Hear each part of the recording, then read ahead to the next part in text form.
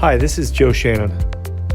I'm a lawyer, a husband, a father of 6 kids, and I also host a podcast called Opening Statement with Joe Shannon.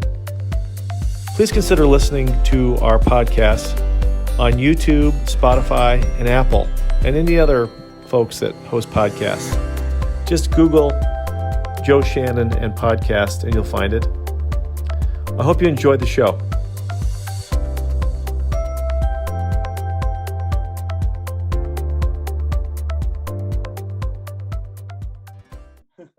So I'm really excited for this conversation with Father Dennis Paul. Father Dennis was put in kind of an awkward position. He came to our parish, St. Joan of Arc in Lisle, and was transferred there for an interim spot. And immediately, the folks of St. Joan of Arc fell in love with his dog, Brutus, and we kind of like Father Dennis too. But no, so Father Dennis has been absolutely amazing for our parish. We're going to be really sad to see him go into June, but really a wonderful guy. I think you're going to enjoy this conversation. So welcome, Father Dennis. Well, thank you. It's really good to be here, and thanks for the very warm and kind intro. And yeah, everybody takes to my dog first before they take to me. If I had 4 legs and a tail, I'm sure it would be I'd be just as loved. But yeah. So one of the things that was interesting to me, Father, and maybe you can give me the backstory here. When you're saying Mass in that directory, the dog goes outside, and I can hear him every now and then saying, "Come back, Father Dennis, I miss you." Is that what goes on? He does not like it when I'm away from him, and especially when he's outside and I'm going over to say Mass. He knows where I'm at, and he really, he barks a lot. He just wants to be where I'm at, and I think part of that was, well, he's been like that even since he was a pup. I had him since he was 9 weeks old, and so we've always had that real strong bond. He didn't like it when I left him, even as a pup. I mean, I wouldn't leave him that long, maybe just for an hour or something like that. So he's just been we just had a very tight bond even from the beginning. And I think me being gone for 6 months before, I was gone on sabbatical for 6 months, and I had to leave with some friends of mine, and he knew them, but I think that really kind of shook him, me being gone so long. He's never experienced me being gone that long, and I'd never been that far away from him either. And so I think, now he's probably wondering, why can't I get rid of this guy? he was gone for 6 months, then COVID hit, and he hasn't, and now he can't get away from me. But but he's just a great dog. How did you get him? Tell us the story about how you got Brutus. Oh, it's an amazing story. My previous dog was Thor, and I had to put him down he was 4 years old, and I had to put him down about 4 years ago. And he had cancer and a huge tumor, and found out that day that he had cancer, and that he only had basically 3 months to live. So I had to put him down that day, and I was absolutely heartbroken because I had him since he was a pup, and he was the first dog I ever had.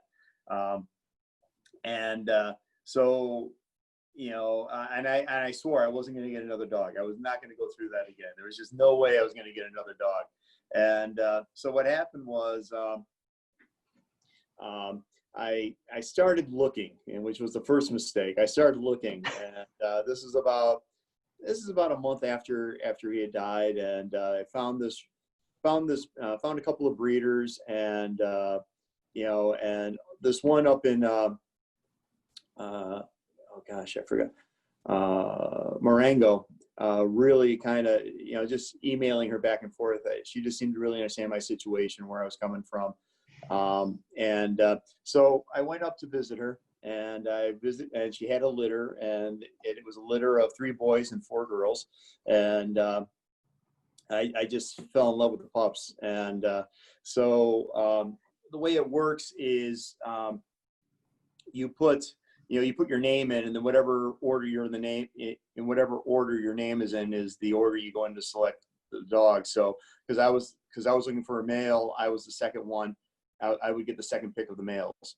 And so what we did is, at the end of August, she does what's called the puppy temperament test. You just get to determine what the dog is like. Is he really dominant or really submissive? And it's a series of tests. And so we're sitting in this big, I mean, it's big enough to park a semi-trailer in, right? Just this big, huge room. And there's about 8 of us there because, you know, and we're all sitting at the edge of the trailer, of the room. And, you know, she did the first dog, and the dog was just super chill, great dog. And then they did the dog who would end up being Brutus for me.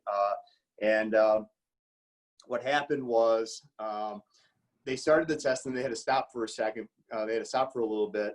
And this dog ran over to where we were all sitting. He smelled my shoe first, and then he kind of went down and sniffed everybody out. And then he came back and sat underneath my chair. And I was like, okay, this must be the dog I'm supposed to take home. And sure enough, I took him home, and he's been, you know, and he's been with me ever since. Is he with you right now? Yeah, Brutus, come here. Yeah, let's just take a look at Brutus. I'm going to adjust the camera so you guys can see him. Yeah. Hey, Brutus, how are you? Hey, boy.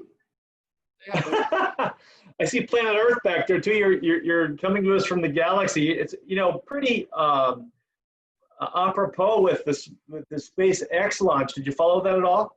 I didn't. I was under the impression that it was going to be scrubbed because of the weather, so I didn't really watch it. I heard about it afterwards. Oh, they got the missile up, and it's up in the sky. And I was like, darn, I missed it. I thought it was going to be, because all the weather forecasts I heard it was supposed to be raining in Florida, so I didn't bother trying to tune in and watch it.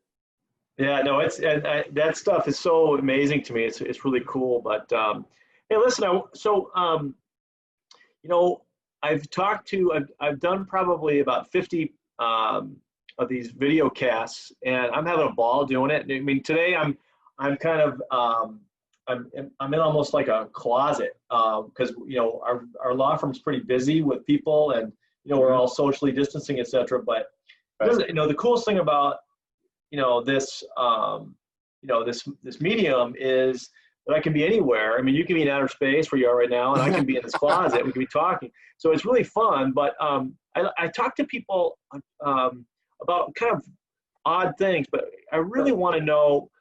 Get to know a little bit about you, like where you grew up and your folks and your family. And if you could just let us know, give us a little bit of background on that.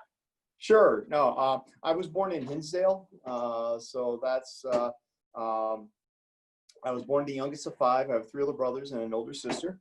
So I went to the local grammar school, St. Isaac Jogues, and that's where, you know, I was did the altar boy thing for, you know, 4 or 5 years and all that. And it was while I was in 3rd grade that I got the calling to be a priest. Hold on a second.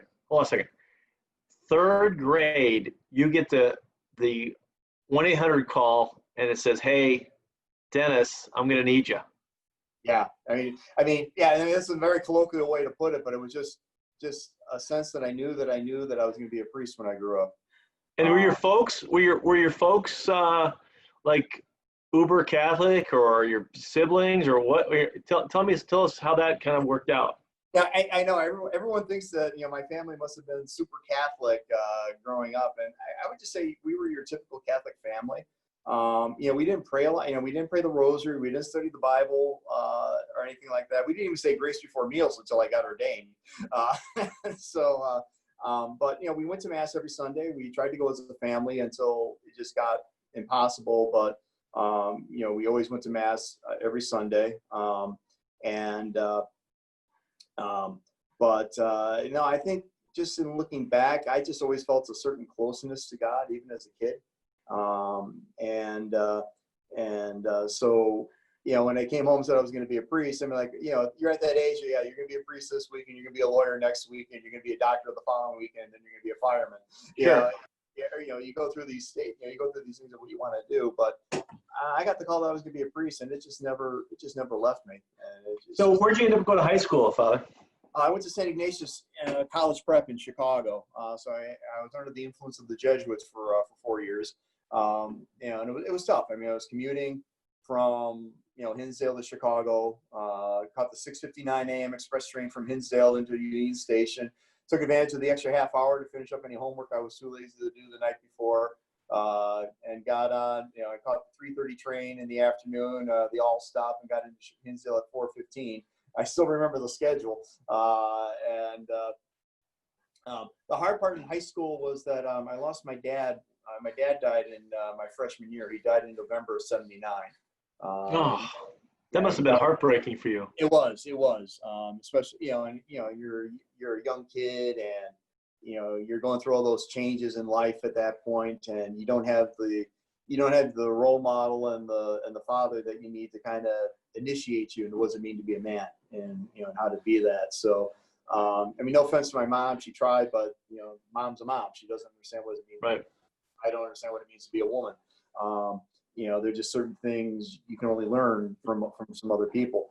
And, so that was really devastating. And I kind of emotionally shut down for about 5 or 6 years after my dad died. It took a while before I started coming out of that grief and that mourning period.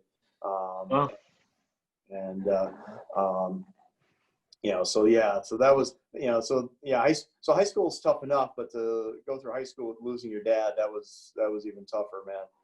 And then where'd you end up going to college? Went to college at Loyola University in Chicago. So once again, 4 more years with the Jesuits. And, and I was very privileged while I was in college. I lived in one of the dorms there, and the chaplain for our dorm was this phenomenal priest named Father Dan O'Connell. Just a very great, very wise, very approachable man. He taught in the psychology department. His specialty was psycholinguistics, the psychology of speech. But he would say mass in our dorm every evening at 9:45, and then we'd gather in the dining room afterwards and have coffee and tea. It was like the 9:45 study break, and so we'd go to mass, and after just a chance to talk and everything. And he and I had a really great friendship that started. He became my spiritual director while I was at Loyola, and he gave me a chance to start processing out my feelings about my dad and what happened, and start talking about it. And he was one of the few people who taught me what unconditional love was all about.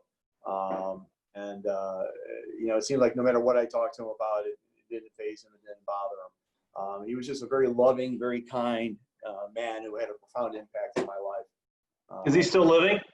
He's still living. He's down in St. Louis right now, and he's older now. He's in his 90s, so he's getting a little bit frail with the health. Mentally, he's still pretty sharp, but physically, his body is just kind of starting to go. I don't know how much longer he'll be around. He's just a great man. That's wonderful. So then did you go right into the seminary after Loyola? No, I took a year off. I took 1 year off just because, 8 years nonstop of school and everything. I was kind of just intellectually just kind of fried, and I knew I wasn't ready I knew I couldn't just bounce right into the seminary and be ready for it. So I took a year off, and I did a year of youth ministry work with an organization called the National Evangelization Teams out in West St. Paul, Minnesota. And we traveled around I was on a team of 12 people, and we traveled around the country doing retreats for high school and young adults. And my team was phenomenal. Once again, it continued that healing process that God had started in college. It continued that healing process for me. And it was just great just to talk to these kids about God and the importance of faith, and to help them experience a relationship with Christ. And it was a tough year, but it was a phenomenal year as well. So after that, then you went to the seminary. Where'd you end up going? I went up to St. Mary the Lake up in Mundelein, so about hour and a half north of here. And it was a little bit of a transition, because a lot of guys had been through either college seminary, some had been through high school seminary as well, but a lot had come from college seminary, so they were already kind of used to the seminary environment. I was coming in right out of college, and sure. So it took a little bit of a transition for me to get used to the routine and the structure of it. But academically, it was pretty easy. I was a theology major in Loyola. So some of the coursework was pretty straightforward for me. I kind of got it. So for me, it was revisiting stuff that I should have learned the first time, but was kind of hazy. Now this time I got it. So I was up there for 5 years. I went 4 years to get my master's in divinity, and then I went on for one more year to get a degree that's called your licentiate in sacred theology.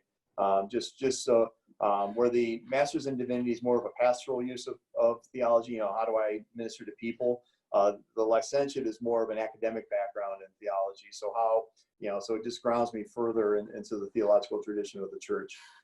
Have you published much, Father? No, I haven't published anything. My problem is I have a little bit of ADD, so for me to sit down and write a book, that would just be, and I wouldn't even know what to write about.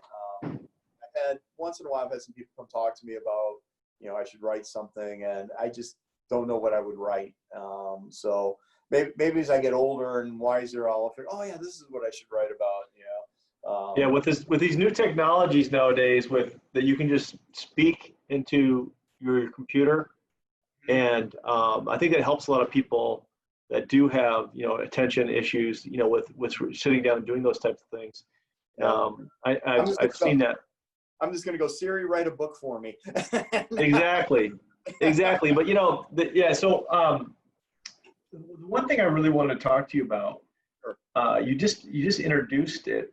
When you said in third grade that you basically felt a calling, and then you talked about after college you put retreats on. One of the things that I see is that a lot of people don't have that closeness to God, don't have that closeness in their faith. And there's a big group of people in America that are called the nuns, N-O-N-E-S, where they don't believe in anything. Right.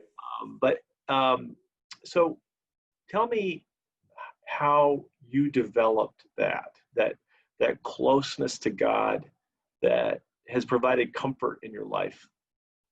Okay, and let me just preface my comments just to say that throughout my life, there have been times of incredible closeness with God, and I'm very blessed and very grateful for those times. But there also have been times where I just felt the absence of God. Sure. Well, so I don't want everyone to think, oh, I just lived this Pollyanna life. Mother Teresa wrote about decades. Mm-hmm. Of that type of thing. So I get it, and I use your own the way it is, because I really want to understand how you balance these things, how you develop these things, some skills that you've used, some listening skills, that type of thing. So I'll let you take it off. All right. Well, as I said, when I was in third grade, it was just a sense that I knew that I knew, and there was just a very peaceful sense surrounding it. And just said, hey, this is what I want you to do. As you put it, the 1-800 number. But it was just, and I always thought that was odd until I got into the seminary, met other guys who were kids when they got the call. And then also, as I got grounded in the writings of St. Ignatius in college and in my college and beyond, he mentions that, one of the ways you discern your calling in life is you just have this certainty about what you're supposed to do. And so I just felt really, really grateful for that. It was a very singular grace that God gave to me. And I'm very appreciative of that, because it really gave me a grounding and a focus for the rest of my life. And it's probably why I didn't get into trouble in high school after Dad died. I mean, even though I could have, it would have been very easy for me to have gone down a wrong road or two during high school, but I just didn't. I mean, I just knew that wasn't right. And but I think, as I look back on my life, in 7th and 8th grade, I started getting the, Mass is boring. Why am I doing this? But I still had the calling to be a priest, so figure out how this was going to happen. And then when Dad died, that just kind of compounded it even more.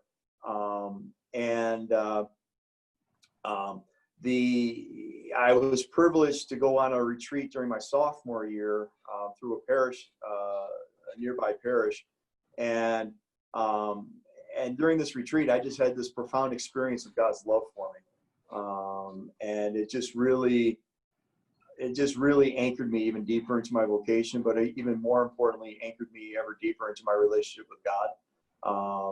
And for lack of a better way of saying it, God just became real to me and just became this person that I could talk to and have this and have present in my life. And that was really a profound anchor once again, to kind of keep me rooted in my Catholic faith.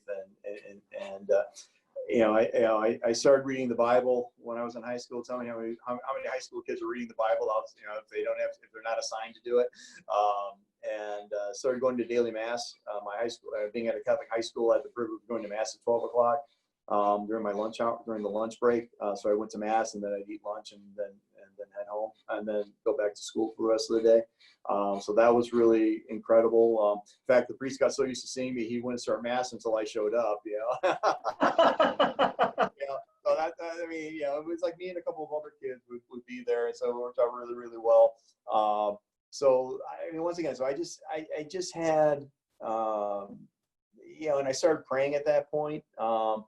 And through all of that, just really had a nice, strong foundation in my relationship with God at that point. And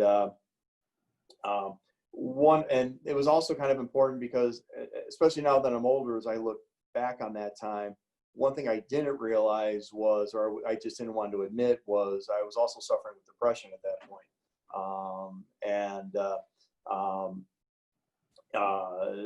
And I still deal with depression on and off even now. But my relationship with God is something that I turn to for strength, especially during the dark hours, and all that. When I was in college, went to, as I said, I had the privilege of being able to go to daily mass again in college. And just, we had a chapel in our dorm, and so I just had a chance just to sit and pray a lot, just in silence, which was really, really good. Went on my first experience. I went on a week-long version of the spiritual exercise of St. Ignatius over Christmas one year, and that was just a great experience for me. That was it just anchored me even more deeply, and kind of. Where did you do that, Father? I did it through my dorm, and we did it at a retreat house that I think has since been torn down in Des Plaines. It was owned by a group of nuns, and I think I think it just has gone bottom up since then. So tell us a little bit. So some people don't know who Saint Ignatius is, and what his spiritual exercises are. Just if you give a summary of that, that'd be great. Well, shame on them for not knowing who St. Ignatius is. St. Ignatius is one of my spiritual idols. St. Ignatius is the founder of the Jesuits, and he had a profound conversion experience in his life. He was holding off a fort. He's from the 16th century, and he's a Spaniard, and he was a conquistador as well. And he was in the military, and he always had dreams of being this fantastic warrior and everything. And anyway, they were defending this fort from the French, and a cannonball came over the wall and shattered his leg. He still rallied his troops to continue to fight and everything, but eventually they lost to the French, and probably the first battle the French ever won. But anyway, the French were so inspired by the way he fought, and he continued to fight even after his injury, that they allowed him to go back home to his place in Loyola, and hence why it's called St. Ignatius of Loyola. And it was while he was in recovery in his bed that he started, it's kind of funny when God has our undivided attention at points like that. That's kind of when he starts talking to us and starts using the times as we don't know anything else we want to do. And that's kind of what happened with Ignatius. He started thinking about, the only thing that he was an avid reader, and the only thing he could read was they had a book on the lives of the saints and the Bible. That was the only two things he could read. And as he started reading the lives of the saints, he just started thinking, what if I were to do what St. Dominic did? What if I were to do what St. Francis did, or Teresa of Avila? And he began to realize, as he thought about the things about God, how he'd be happy about them, and that happiness would stay. Whereas if he thought about going into battle and resuming his former life, that yeah, he'd be happy about it, but it would leave him kind of dry after that. So that's how he kind of began that whole understanding about what we call the discernment of spirits, beginning to understand where God is calling us and where God isn't calling us. And his spiritual exercises are really just a meditation on the life of Christ. They're broken down to four. In its ideal form is the 30-day silent retreat. And I had the privilege of doing that in 1999. And most people say the fact that I was silent for 30 days is a miracle in and of itself. But it's just really, the first week you're looking at, the sin in your life and the brokenness that's in your life. And the beauty of that is when you're meditating on that, you get to understand God's mercy and love for you in an even more profound way, because it stands out in such a contrast to our brokenness and our sinfulness, that God still loves us and accepts us in that brokenness. And then the rest of it is just meditating on the life of Christ, his infancy, his childhood, the week of his passion and death, and then his resurrection and moving forward. So it's really ultimately designed just to draw someone into a deeper relationship with Christ. So, I mean, you can do a 3-day version, you can do an 8-day version, you can do the full 30-day version. And it was just once again, just a really powerful retreat for me. And I knew just doing that 8-day version, I knew it was like, hey, I wanted to do a 30-day. I wasn't sure when it was going to happen, but I knew it was like, I got to do a 30-day version of this retreat. So you end up going to Ignatius, you end up going to Loyola. Mm-hmm. You would think that you would end up being a Jesuit. Yes. Two of my uncles, Jesuit priests. One passed away, and then one's in California now, retired. But did you ever give consideration to joining the Jesuits? Oh yeah, big time. No, I thought about him for a while. But I just had a hunch that, and the way my discernment went was, I really felt God was calling me to do parish work, to work in the parish, to kind of be on the front lines, so to speak, and not be in a religious community. I just willingly obeyed and followed what God's will was for me. And I've enjoyed being in the parish. It has its challenges, as anyone can imagine. Everyone thinks, oh, you're working for God. How wonderfully, once again, working for God's like working for anybody else, except my boss knows everything that I'm doing. Yeah, right. He knows all your good stuff and your bad stuff, right? Yeah, exactly. Luckily evaluation time is pretty good, but well, plus you got the Blessed Mother looking over your shoulder too to help you out, right? Oh, yeah. I have a very tight relationship with the Blessed Virgin Mary. Tell us about that. Tell us about your relationship with the Blessed Mother. Wow. Once again, that's just something that has just developed over time. I think I've always had an affinity for her,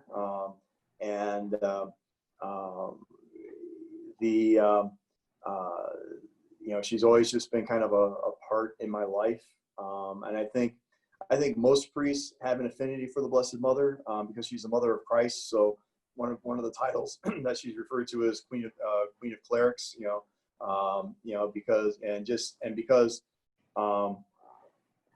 because she was there for her son at his death on the cross. She's also there for the priests who follow in her son's footsteps in a very special and very motherly and maternal way. I turn to her often. I pray the rosary.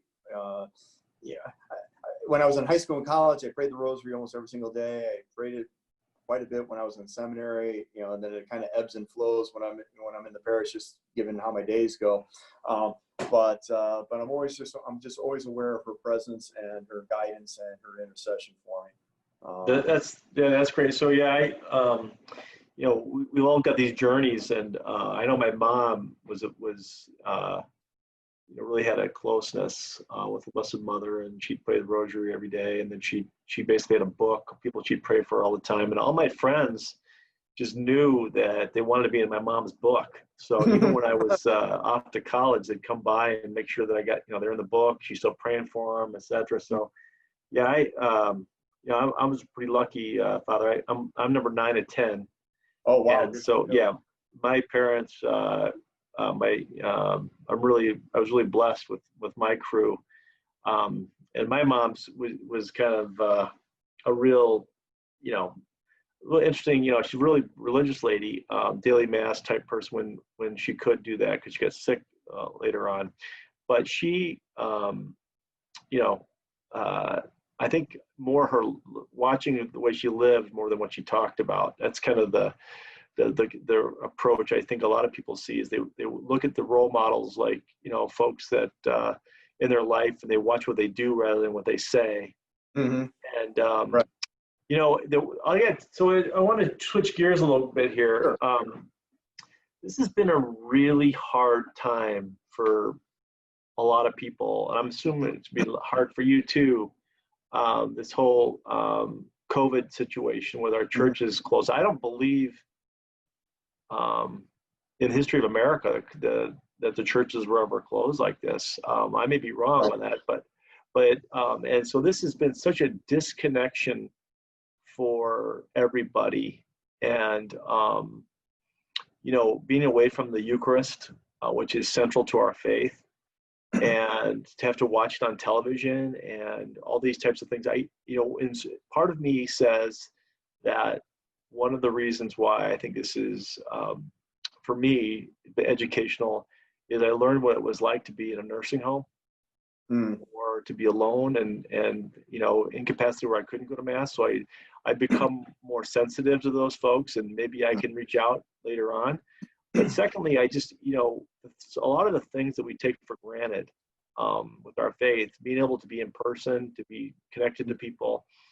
I imagine that this experience has been kind of crazy for you in that you lived in the rectory alone and you with your dog, and you're used to being connected to thousands of people. So, this must have been a big thing for you.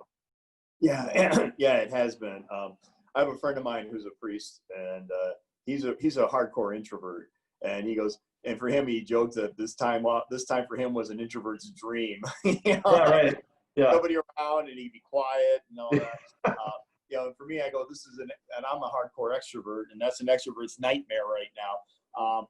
But throughout it all, I was really, really peaceful. I miss the things that I could do because that would make me a priest, like hearing confessions, being able to go out and do anointings, going out to the nursing homes and say mass, even just counseling. All that's been put on hold. We're starting to loosen up, and we're slowly going to start getting back to some sense of normalcy. But it's still going to be a while. And so for me, and we're such, and you touched on it, we're such an incarnational religion. In other words, we're all about we're about Christ, but we're also about that human dimension. I mean, that's why the sacraments are so in person. They're personal encounters with Christ. Mm-hmm. The Eucharist, the confession, anointings. I mean, these are all things that you can't do over video. You can't do them over the phone. I jokingly referred to, we were going to change the answering machine on my phone and go, if you need to go to confession, press 1. Enter the commandment you broke. You entered the first commandment. Now I know how many times you broke the first commandment. Yeah, right. That's good. That's good. It has been rough. I mean, now luckily for me as a priest, I can say mass privately, and so I can still receive the Eucharist. But even for me, it's not the same as having, even having my weekday folks there. The 20, 30, 40 people to be there for weekday mass. It's not the same as, it's a much different quality than me just saying mass on my own. I need those people to help me pray the mass. Sure. But yeah, so it really has been a hard time, and we've been trying to adjust as necessary. We made the mass available on video, which at least fulfills a need to a point, but you're right, they still can't receive the Eucharist. You know, and I'm hoping after this is over and we get back to some sense of normalcy again, that people really take this to heart about how important the Eucharist is in our lives as Catholics, and just how, you know, I just started hearing confessions a couple of weeks ago, and you know, and one of the things I've been kind of noticing in people is that, you know, sins that haven't been a problem for them all of a sudden are starting to become a problem for them. And I think that's just, once again, just being deprived of the Eucharist and the grace that that sacrament gives us. As well as, you know, too much community can be a bad thing. You know, some people, you know, hanging out with their family and they're finding out how irritated they get with their family. But yeah, it's been tough. It's been tough on all parties concerned. And, you know, and I'm looking forward to the day when we can start saying Mass again. Although I have a hunch that, you know, when we do start saying Mass again, it's going to be a lot different than what we're used to. Sure. You know, and, you know, one of the things that I've seen over the last few months is that, you know, even with this, you know, with most recent, you know, the uprisings and protests in the cities, it's, you know, our faith is so important in how we approach these situations. Yes. And we don't have the Eucharist to deal with it. And, you know, one of the things, you know, maybe you could talk to us a little bit about, you know, you went to school in downtown Chicago, and, you know, we have, you know, all this racial divide that's going on in the country, and all these huge fissures. And, you know, one of the things that as, you know, as Catholics, some of our greatest saints, you know, St. Augustine is from Africa, and probably, you know, he's got to be in the top 10, right? St. Augustine. He's a doctor of church. You don't get much higher than that. Yeah, and, you know, St. Augustine, you know, one of our great African saints, and, you know, most of the people in the Bible are brown people. And, you know, and so, you know, we're here. And so knowing the history of the church and our heritage and all that type of stuff is so important.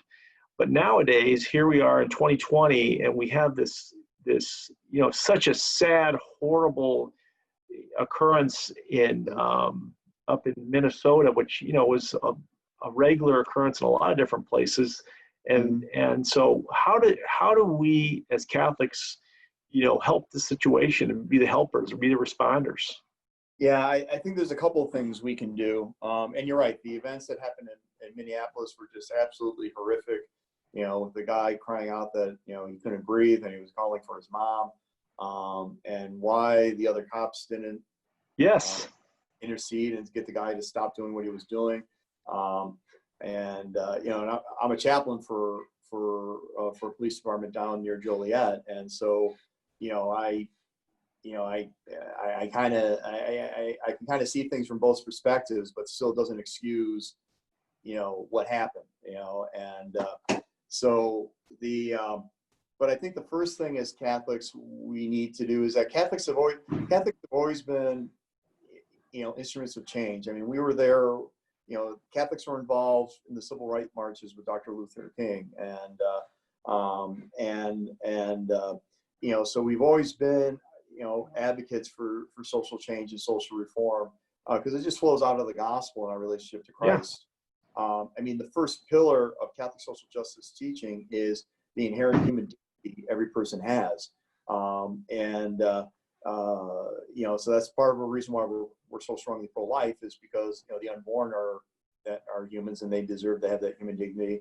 But also the people of color, they're also our brothers and sisters in Christ. They also have an inherent human dignity that you can't take away, and they need to be treated as such. And I think what these events are showing us, sadly, just continues to remind us how broken the human condition really is. You know, it's not, you know, we're not totally depraved, but, you know, there is a brokenness there, and we still have to overcome our sinful tendencies. And one of the things we do as human beings isn't right, but we've always tried to find ways that, you know, one group would be better than another, and that's wrong. You know, we should all see ourselves as equals, You know, and you know, and so I think we really have to turn to the teachings of the church to really show us and remind us what that social justice is. I think we really need to be tight with the Eucharist and the other sacraments, and just really analyze, you know, how are my feelings about other people from other races? Am I prejudiced? Am I, you know, is there a bit of racism in, you know, in me? And I think if we're going to be honest, I think there is an element of racism in all of us, not you know, not to the extent, you know, where I want to go out and do harm, but you know, just maybe even having that uncomfortability around other people of other races. You know, and that's just something, you know, because that goes against that unconditional love we're supposed to bear in the world.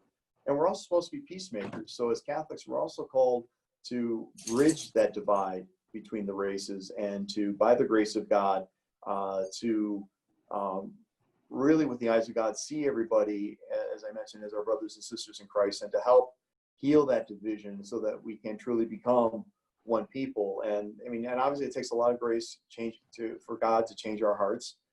So, you know, yeah, we need the Eucharist, we need a strong prayer life, we need to be immersed in the scriptures, we need to be immersed in the teachings of the church, and just really become aware, and to become sensitive, that, you know, and even get it off, and even moving it away from the race element, which obviously is foremost right now because of the current tensions, but even like, how do I feel about people who are gay? How do I feel about people who are gay and have HIV?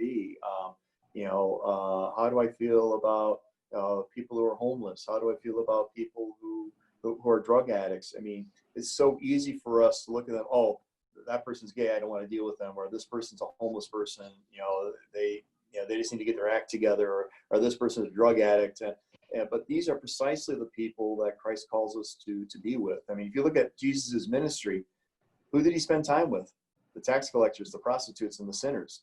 I mean, that's who he hung out with, because, you know, as Jesus said, you know, healthy people don't need a physician, but the sick people do. And so Jesus went precisely to the people who were kind of the downtrodden, the marginalized, and the outcasts of his time. And we as Catholics have that same obligation to reach out in compassion and love and mercy to these people who are on the fringe, who feel like they're on the fringes, who feel that they're being unjustly oppressed, who feel that their justice and their rights are being taken away, who feel that that their dignity is being ignored. And I think that's really where I think Catholics can come in and have a really profound impact in our world. Yeah, you know, my folks, Tom and Joanne, they, you know, when I grew up on the West Coast, in this little town called Yakima, Washington, and you know, they're sitting there. You're what? My aunt lives in Yakima, Washington. So. Oh yeah, what's her name? Evie Klein, Klein. Oh, okay. Yeah. So anyway, so I grew up there, and so as I was back there just this past week, and the Monsignor Ecker, who's been there for years and years and decades. Anyways, he told me that the Catholic school that was at St. Paul's, where I grew up, we grew up across the street from the cathedral, and was the biggest Catholic school west of the Mississippi. Okay. And 1,100 kids at Zenith back in 1958 or something. Anyway, so but my folks really, they're very ecumenical. They reached out to everybody in the community, and were real. My mom always taught me that everybody is a gift from God. And then my father really was the guy that he always looked to find the good in somebody, even if he you know, didn't agree with them politically, or they were just at different stations in life or whatever. He always tried to find the good in that person and focus on that. My mom was pretty good at that too. But it's like that's the move. It would seem, you know, when Jesus said that, you know, he was asked what the greatest commandments were, and he said, listen, the number one thing is you got to love God with all your heart, your mind, your soul, your strength, everything. And then you have to love your neighbor as yourself, and everybody's our neighbor. And so the approach that I like is that the closer we have that relationship on that first commandment, that we love God, then it flows a lot easier to go to that route. Right. Whereas, that's kind of the simple route that my folks taught me. No, and they're profoundly right. I mean, and Jesus was very smart, obviously, being the Son of God. He would that it starts with our relationship to God, and all we do is respond to that love. So the Christian is always in the position of responding to God's love. We never initiate loving God. It's always a response, because God loves us first. That's the starting point. And then when the Christian realizes how loved they are, that continues to grow and deepen. But the most accurate barometer, or the accurate thermometer about how genuine your love for God is precisely how well am I loving the people around me, the people in my family, my coworkers, the guy who cut me off on the street. That's where the rubber hits the road. And if I love God, then I can. It's more easy for me to love my neighbor. But if we just try to love everybody on our own, it's not going to work. I there's a couple stories that hit me on that. Is Saint Teresa of Calcutta. I read a lot of books on her just because she fascinates me. How this little 4'8" Albanian woman, in poverty, ends up becoming a nun and moves to India. And then was a school teacher for an Irish bunch of Irish nuns, but then saw the poverty and basically formed her own order with the permission of the Holy Father. And the way that she would treat people that were not her faith. I mean, everybody's was Hindu there, and so she basically, when people would come up to her and say a couple things, they'd say, number one, hey, Mother Teresa, we got to come help you. She goes, well, no, you need to go home and love your family, love your spouse, love your kids. That's where it all starts. But secondly, she would say also, anybody that thanked her, she'd always, point to the crucifix and say, everything I have, all the graces I have, come from God, come from Christ, come from the grace that's been given to me. And so we're not a social service organization. We're basically, we go to Mass first. We thank God for everything we have. We ask for the grace to deal with our fellow man. We deal with the folks that are dying on the streets, the kids. And boy, what a powerful way to look at things with Mother Teresa, who changed the world. Right, exactly. I mean, and you're right. She couldn't have done what she did without the grace of God, without having a deep love for God. And I mean, she really took to heart that saying of Jesus that said, "Whatever you did to the least of my brothers and sisters, you did unto me." She lived that out, and she also really kind of embodied another saint, Saint Teresa of Lisieux, and what we call her little way, where she just said, you do the small, simple, ordinary things of life, but you do them with great love, and that's a guaranteed way to holiness. Because you're opening, in order to do it with great love, you're opening yourself up to the love of God, and just kind of letting it. And once again, it tells us back to something I said earlier. We're an incarnational religion. Jesus became flesh and lived among us, and so we're called to be Christ incarnate, not in the sense that we're not that we're God, but rather in the sense of we have to manifest Christ's love and mercy to the world, and we do that by relying on the gift of the Holy Spirit that was given to us at Pentecost, by relying on the graces that were given to us in baptism, renewed in confirmation, and receiving the Eucharist to make us stronger, to go to the confession, and to recognize where I still need that process of conversion going on, and to grow deeper. We need these sacraments in order to make us effective disciples in the world. Boy, you know what? This has been a great hour. I'm going to have to tap into more of this stuff later, Father Dennis. So I don't care what parish you're at. I'm hoping that you'll come back and talk to us, because, these are the big questions. I mean, listen, getting back to our great African saint, St. Augustine, correct me if I'm wrong, because you're the theologian. Didn't he liken God to a bloodhound that is constantly chasing us, and we can run and run and run, but he'll never, ever stop pursuing us. And, if anybody, so just a minor confession, Father. I know we're not in the confessional, but I was a really selfish, vain, and I still am to a certain extent, but it's real selfish, vain person throughout. Even though I came through a really, devout, mother and father, we just say it's loose, okay, all the way through. And then, there's times in my life, I've got 6 kids. We've had some bad stuff happen, here and then, but, what made me pivot, and I finally looked back and pivoted, and I saw, God's love, and it just, it changed me. Mm-hmm. Right. And that's huge. And so that whole bloodhound thing, this great saint, this St. Augustine, so pray for us, St. Augustine, that God's, no matter what we do, he's always going to continue to love us. And I love this message you're giving to people, because it's a message of hope. It's a message of, they say every saint has a past and every, sinner has a future, right? And that's it. Yeah, and that's one of the old adages about the church. It's a sanctuary for the saints and it's a hospital for the sinners. We both have to be together. And if we just start thinking it's just supposed to be the sanctuary for the saints, then we're totally ignoring the important part of being that hospital for the sinners, to let them feel accepted, loved, and forgiven and healed, so that they can be on their journey to sainthood.